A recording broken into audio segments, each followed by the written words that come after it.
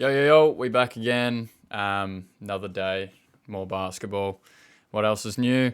5 games today, quick slate, which is more ideal for me than anyone else, as I don't have to watch 4 games at the same time, because I am only human at the end of the day, and watching 4 games at the same time is a bit of a strain for a lot of people, including myself. So we'll get into it. First game, Bulls Raptors. Bit of a mediocre game. Two mid teams, nationally televised. RJ Barrett still playing, like I said yesterday, still playing at all-star level ever since he left the Knicks. The Bulls are starting to look a lot better with Zach LaVine being back and them bonding as a team together, starting to play really well. The Bulls get the win 116-110. Close competitive game all day. Bulls just scored late and fended off the Raptors, no matter how much they tried to push. Second game, Knicks and the Wizards. Jalen Brunson, absolute masterclass down the line. Huge buckets in the fourth quarter, back-to-back and one. Layup. I don't know how long it's going to take for people to start to realise that Jalen Brunson, yes, he is a good three-point shooter, but when he gets in that mid-range, he's going to kill you 9 times out of 10. Like, he gets to his spot, he gets you with a pump fake every time, shakes the defender, little fadeaway, bucket every time. And then having Julius Randle as his number 2, bit of a grit and grind sort of player, bump, bruise, always bullying in with people. Them being on the second night of a back-to-back, I think they played really well. Their depth, they were saying on the broadcast once again, their depth showed. Other than Julius and Jalen, they struggled to find points out of people like Miles McBride and Quentin Grimes. Still struggling to find their shot, but I believe that they will find it one day.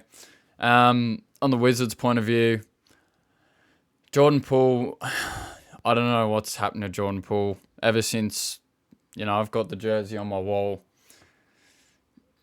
Ever since 2 years ago when he was playing the best basketball of his career, 20 points a game off the bench as the sixth man, just bucket after bucket. Ever since he's moved to the Wizards, he just hasn't looked the same. Seems like he's forcing a lot of shots when he shouldn't be. Doesn't seem to have the right team around him in the sense that he's the primary scorer, and around him he needs a lot of defensive pieces, which the Wizards at the moment just don't have that. Kyle Kuzma is also not a stable number 2. He can give you 30 points a night or he can give you 8 points a night. They're still trying to piece it together.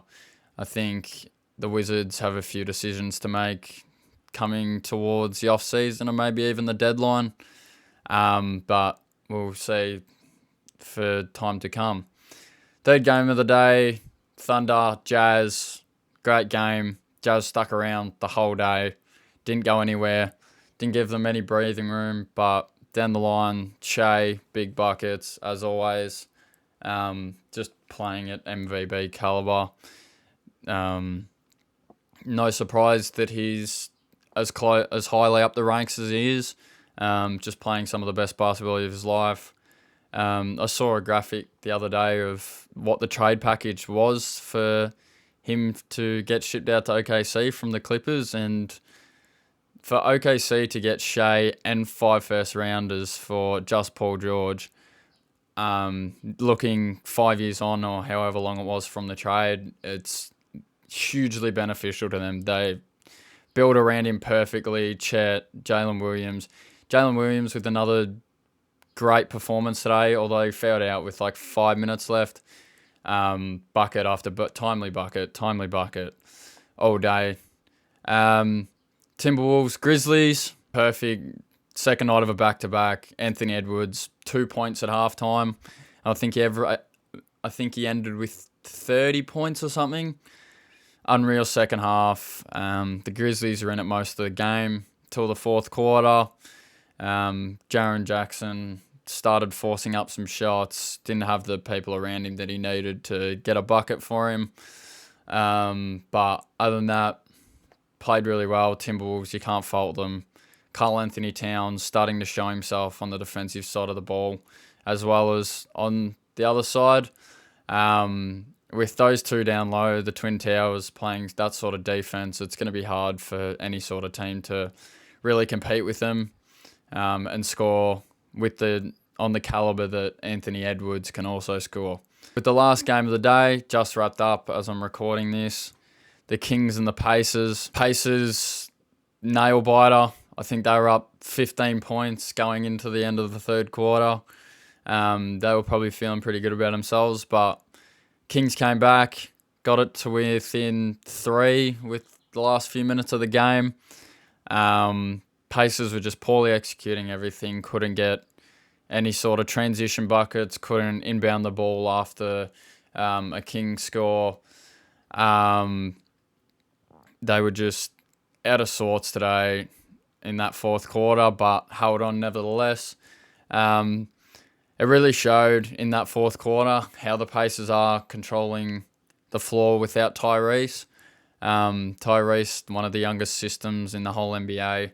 There's not many people that can do it, but he's been great for them, and they seem to be missing him dearly on that side of the ball, just controlling the ball, making the right reads. But one bright spot for them at the moment, Benedict Mathurin, I've been very high on him. As soon as he came into the league, I knew coming in from the draft, he was going to be great. And he's starting to piece together his career, giving you a little bit on the defensive side of the ball, but ultimately his offense is next level. Tough finishes around the ring, can give you a 3-point shot, can give you a jump stop mid-range, can give you whatever you need. Whereas for the Kings, De'Aaron Fox played well. Domantas Sabonis, I think I saw he has 25 straight double-doubles.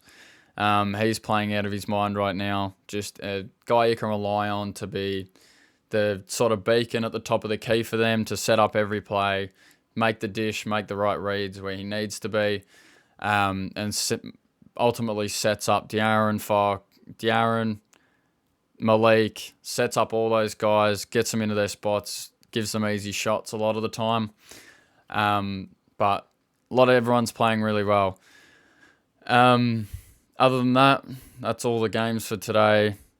One thing, Warriors games postponed again tomorrow, so there's only a 7-game slate tomorrow, other than the 8 games that we were supposed to get. I hope my Warriors are doing well, bringing it back. We'll be back soon. So yeah, 7 games tomorrow. Get ready for that. I'm going to try and view as much of everyone as I can, and we'll see you guys then.